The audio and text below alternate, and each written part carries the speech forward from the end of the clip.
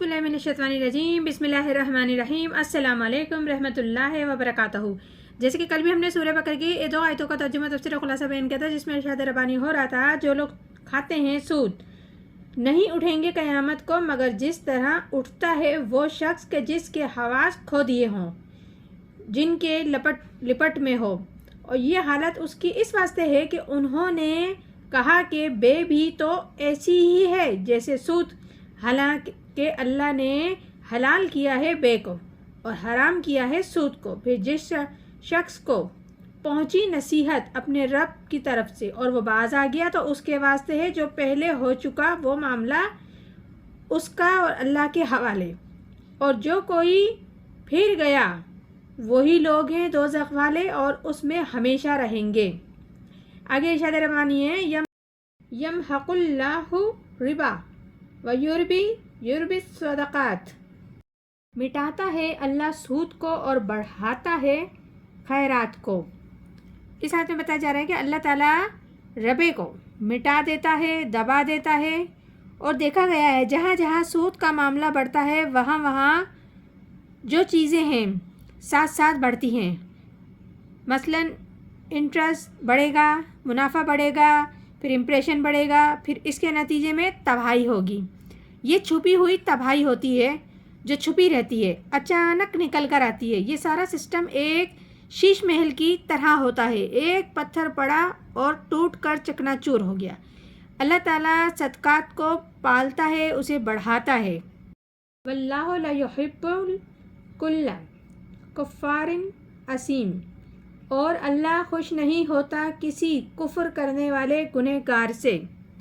तो इस आयत में बताया जा रहा है कि अल्लाह हरगिज़ पसंद नहीं करता उन लोगों को जो कुफ्र करते हैं, नाशुक्री करते हैं और गुनहगार हैं।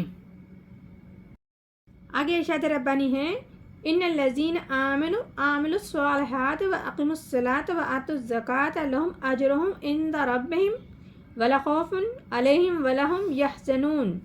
बिलाशुबा जो लोग ईमान लाए, नेक अमल किए और कायम रखा नमाज को, देते हैं रहे ज़कात को, उनके लिए सवाब है उनके रब के पास, और ना उनको खौफ है होगा ना वो गमगीन होंगे। तो इस आयत में भी बताया जा रहा है कि जो लोग ईमान लाए, नेक अमल करें, और नेक अमल में जो चीज़ हराम है उसे छोड़ देना भी लाजमी है, और नमाज कायम रखेंगे, नमाज पे कायम रखेंगे, उसकी पाबंदी करेंगे और ज़कात देते रहेंगे, उसका ख़ास एहतमाम करेंगे, तो उनका अजर, ऐसे लोगों का अजर उनके रब के पास महफूज है और महफूज रहेगा।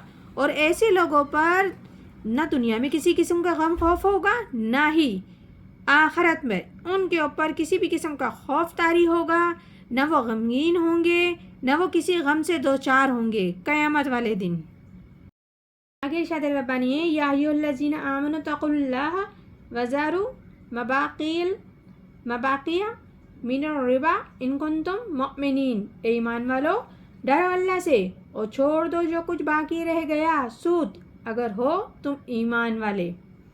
तो इस आयत में बताया जा रहा है कि ए ईमान वालो, अल्लाह का तक़वा इख्तियार करो और छोड़ दो जो कुछ रह गया सूद में से। मतलब आज तुम फैसला कर लो, जो कुछ तुमने सूद के तौर पर रकम दी थी, अब उसका सूद छोड़ दो।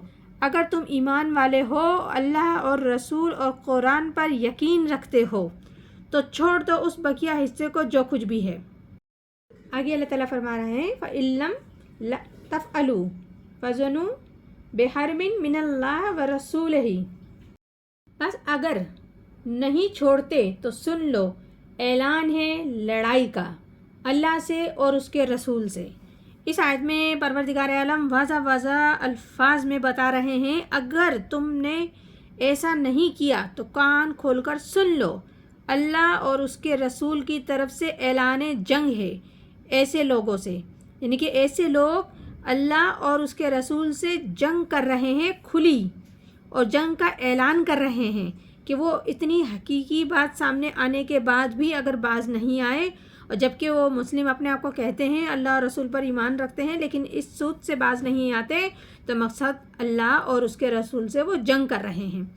कुरान में किसी भी गुनाह पर اللہ نے یہ نہیں فرمایا کہ اگر تم باز نہ آئے تو مطلب تم اللہ اور اس کے رسول کے ساتھ کھلی جنگ کر رہے ہو، لیکن یہاں اللہ تعالیٰ فرما رہے ہیں سود کے معاملے میں تو ہر انسان اپنا محاسبہ کرے اور سوچے کہ وہ کہیں کسی بھی قسم کے سود کے معاملے میں ملوث تو نہیں۔ اللہ تعالیٰ واضح طور پہ بتا رہے ہیں، سمجھا رہے ہیں، تو کھلی جب قرآن کی آیت ہمارے سامنے آتی ہے، ہم کس مقام پہ کھڑے ہیں ہمیں یہ سوچنے کی ضرورت ہے۔ وَإِن تُبْتُمْ فَلَكُمْ رُءُوسُ أَمْوَالِكُمْ، اور اگر توبہ کرتے ہو تو تمہارے واسطے ہے اصل مال تمہارا، یعنی کہ اس آیت میں بتا رہے ہیں اللہ تعالیٰ اگر تم توبہ کرو گے تو جو تمہارا اصل اموال ہے، مال ہے، وہ تمہیں لوٹا دیا جائیں گے، اور سود چھوڑ دو اور اصل مال تمہیں مل جائے گا۔ لا تظلمون ولا تظلمون، نہ کسی پر ظلم کرو گے تم اور نہ تم پر کوئی ظلم کیا جائے گا۔ تو پروردگار عالم بتا رہے ہیں اگر تم نے رک جاتے ہو، چھوڑ دیتے ہو جیسا رب العزت فرما رہے ہیں، تو نہ تم ظلم کرو سود لے کر کسی پر اور نہ تم پہ ظلم کیا جائے گا تمہارا اصل مال دبا کے یا روک کے۔ اس لیے تمہیں اگر تم چھوڑ دیتے ہو، تم معافی مانگ لیتے ہو اور توبہ کر لیتے ہو اور اللہ کی طرف رجوع فرما لیتے ہو، تو اللہ تعالیٰ تمہیں تمہارا جو اصل مال ہے وہ تمہیں مل جائے گا، اور باقی جو سود رہ گیا اس کو تم چھوڑ دو۔ تو یہ سورہ بقرہ ہے جس کے بھی ہم نے 3 آیتوں کا ترجمہ تفسیر خلاصہ بیان کیا۔ انشاءاللہ تعالیٰ مزید بھی آگے کرتے رہیں گے۔ پروردگار عالم ہم سب کو صحیح طریقے سے قرآن پاک پڑھنے، سمجھنے اور عمل کرنے کی توفیق عطا فرمائے۔ آمین ثم آمین۔ جزاک اللہ۔